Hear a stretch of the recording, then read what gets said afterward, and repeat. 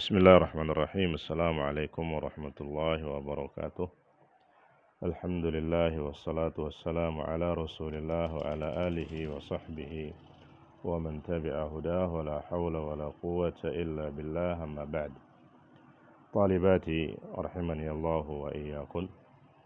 Pada hari ini yaitu hari Senin tanggal 5 Muharram 1442 Hijriyah atau yang bertepatan dengan tanggal 24 Agustus 2020 Masehi, kita kembali dipertemukan oleh Allah Subhanahu wa taala di majelis ilmu guna melanjutkan pelajaran kita, yaitu pelajaran fikih. Semoga Allah Subhanahu wa taala senantiasa memberikan kita ilmu yang bermanfaat dan memberikan kita taufik untuk mengamalkan apa yang telah kita ilmui. Talibati rahimani Allah wa iyyakum. Pada pekan sebelumnya kita telah menjelaskan tentang babul aniyah, hukum yang berkaitan dengan menggunakan bejana. Dan pada hari ini kita akan membaca bab yang berikutnya, yaitu babul istinja'i wa adabi qada'il hajah. Babul istinja'i wa adabi qada'il hajah. Al-istinja artinya adalah membersihkan diri dari najis setelah buang air kecil ataupun juga buang air besar, atau lebih tepatnya membersihkan tempat keluarnya kotoran, baik itu ketika buang air kecil ataupun buang air besar. Itu yang disebut dengan al-istinja. Wa adab qada'il hajah, dan adab-adab yang dianjurkan untuk dilakukan tatkala seseorang sedang qada'ul hajah, buang air kecil ataupun buang air besar. Hal ini menunjukkan bahwasanya agama kita adalah agama yang sempurna, menjelaskan kepada kita segala sendi kehidupan manusia, baik dari yang paling remeh, yang paling kecil sampai yang paling besar. Seperti contohnya hal-hal yang berkaitan dengan qada'ul hajah serta adab kita saat qada'ul hajah itu dijelaskan dengan terperinci oleh agama kita. Di poin yang ke-16, Syekh rahimahullahu taala di situ membawakan beberapa adab qada'ul hajah atau tatkala qada'ul hajah, dimulai dari poin 16 sampai dengan poin 22. Di poin 16 beliau mengatakan yustahabbu idza dakhala al-khala'a, dianjurkan idza dakhala al-khala'a, apabila seseorang masuk WC, masuk kamar mandi, ay yuqaddima rijlahul yusra, mendahulukan kaki sebelah kiri. Dianjurkan apabila seseorang masuk kamar mandi, masuk WC, untuk mendahulukan kaki sebelah kiri.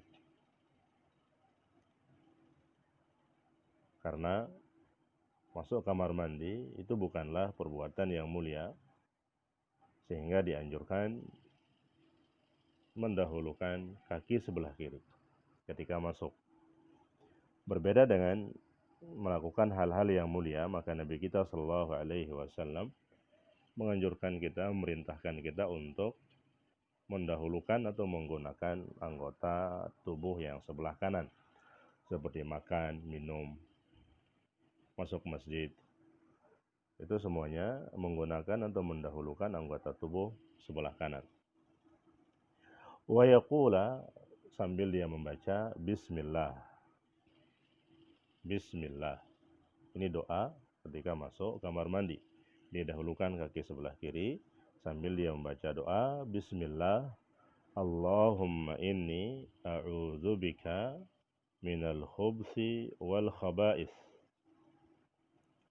Allahumma inni a'udzubika minal khubthi wal khaba'ith. Bismillah dengan nama Allah. Allahumma inni a'udzubika, ya Allah, aku berlindung kepadamu minal khubthi wal khaba'ith. Kata-kata al-khubuth di sini bisa dibaca dua versi. Yang pertama dengan mensukunkan ba seperti yang ada di kitab minal khubthi. Kemudian yang kedua dengan memdhammahkan ba minal khubuthi. Yang pertama dengan sukun ba-nya minal khubthi. Kemudian yang kedua dengan memdhammahkan ba minal khubuthi. Dan maknanya berbeda. Apabila kita membaca dengan sukun seperti yang ada di kitab minal khubthi, maka maknanya adalah keburukan. Syarr, keburukan. Wal khaba'ith, al khaba'ith artinya perbuatan-perbuatan yang buruk. Itu apabila dibaca sukun minal khubthi wal khaba'ith. Al khubuth artinya keburukan, al khaba'ith perbuatan-perbuatan yang buruk. Itu versi yang pertama. Dan bisa juga dibaca dengan dhammah ba-nya minal khubuthi wal khaba'ith. Minal khubuthi wal khaba'ith. Dan apabila ba-nya didhammahkan, maka artinya al-khubuth artinya adalah dzukranul jin. Laki-laki dari kalangan jin, wal khaba'ith berarti perempuan dari kalangan jin. Dan kedua-duanya boleh. Bisa dibaca sukun yang artinya keburukan. Bisa dibaca dhammah, ba-nya maksud saya, al-khubuth yang artinya jin laki-laki. Kalau kita baca dengan sukun, maka artinya, ya Allah, aku berlindung kepadamu dari segala bentuk keburukan dan perbuatan yang buruk. Dan apabila kita baca dengan dhammah, maka artinya, ya Allah, aku berlindung kepadamu dari gangguan jin, baik yang laki-laki ataupun yang perempuan. Ini adab yang pertama. Kemudian adab yang kedua, di poin yang ke-17, beliau mengatakan wa idza kharaja minhu, dan apabila dia keluar dari WC, wa idza kharaja minhu, apabila dia keluar, qaddamal yumna, maka dianjurkan mendahulukan kaki sebelah kanan. Qaddamal yumna, dia dianjurkan untuk mendahulukan kaki yang sebelah kanan. Wa qala, sambil membaca ghufranaka. Wa qala ghufranaka, sambil membaca doa dengan mengatakan ghufranaka, yang artinya, ya Allah, aku meminta ampunanmu. Adapun lanjutan doanya yang berikut, yaitu alhamdulillahilladzi azhaba 'annil adza wa 'afani. Maka sebagian ulama menjelaskan bahwa riwayatnya lemah, sehingga tidak perlu untuk dibaca, cukup dengan membaca ghufranaka. Ketika keluar dari kamar mandi, dahulukan kaki kanan sambil membaca doa ghufranaka. Para ulama rahimahumullah ta'ala menjelaskan rahasia kenapa kita dianjurkan meminta ampun setelah keluar dari kamar mandi. Alasannya, kata mereka, karena bisa jadi kita lalai dalam mensyukuri nikmat Allah Subhanahu wa ta'ala. Nikmat yang berupa keluar dan masuknya makanan, masuk dan keluarnya makanan dari tubuh kita. Karena selama ini yang kita anggap nikmat itu mungkin yang baik-baik saja, berupa makanan, kesehatan. Dan kita jarang mengetahui atau jarang meyakini bahwa ternyata keluarnya kotoran dari tubuh kita itu juga nikmat besar sebenarnya. Karena apabila tidak bisa keluar kotoran tersebut, maka kita butuh operasi, berobat, bahkan sampai ke meja operasi. Nah, karena kita tidak menganggap atau jarang kita meyakini bahwa keluarnya kotoran itu nikmat, sehingga kita lalai dalam mensyukurinya. Maka tatkala keluar kamar mandi, kita dianjurkan untuk membaca doa ghufranaka, ampunanmu ya Allah. Kemudian adab yang berikutnya, yaitu adab yang ketiga, ya, yaitu di poin yang ke-17. Qala al-muallifu rahimahullahu ta'ala, Syekh berkata, wa ya'tamidu fi julusihi ala rijlihil yusra wa yansibul yumna wa ya'tamidu fi julusihi ala rijlihil yusra wa yansibul yumna. Adab yang berikutnya, wa ya'tamidu fi julusihi, ketika dia duduk dianjurkan untuk bertumpu di atas kaki sebelah kiri. Ketika dia duduk untuk qada'ul hajah, dia dianjurkan untuk bertumpu di atas kaki sebelah kiri, wa yansibul yumna, dan menegakkan kaki sebelah kanan. Dianjurkan untuk duduk dengan bertumpu di atas kaki sebelah kiri dan menegakkan kaki sebelah kanan. Hal ini fungsinya, kata dokter, ya, itu bisa memudahkan keluarnya kotoran. Walaupun sebenarnya tidak ada dalil, walaupun ada dalil dari hadis, namun hadisnya lemah.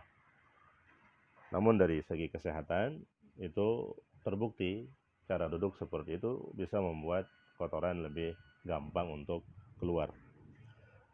Kemudian yang berikutnya, poin yang ke-19, wa yastatiru bihaitin aw ghairihi. Wa yastatiru bihaitin aw ghairihi. Hendaklah dia menutup diri dengan tembok atau yang lainnya. Karena kondisi qada'ul hajah tentu aurat seseorang itu akan terbuka, baik buang air kecil ataupun buang air besar. Dan haram bagi seseorang untuk menampakkan auratnya di hadapan orang lain.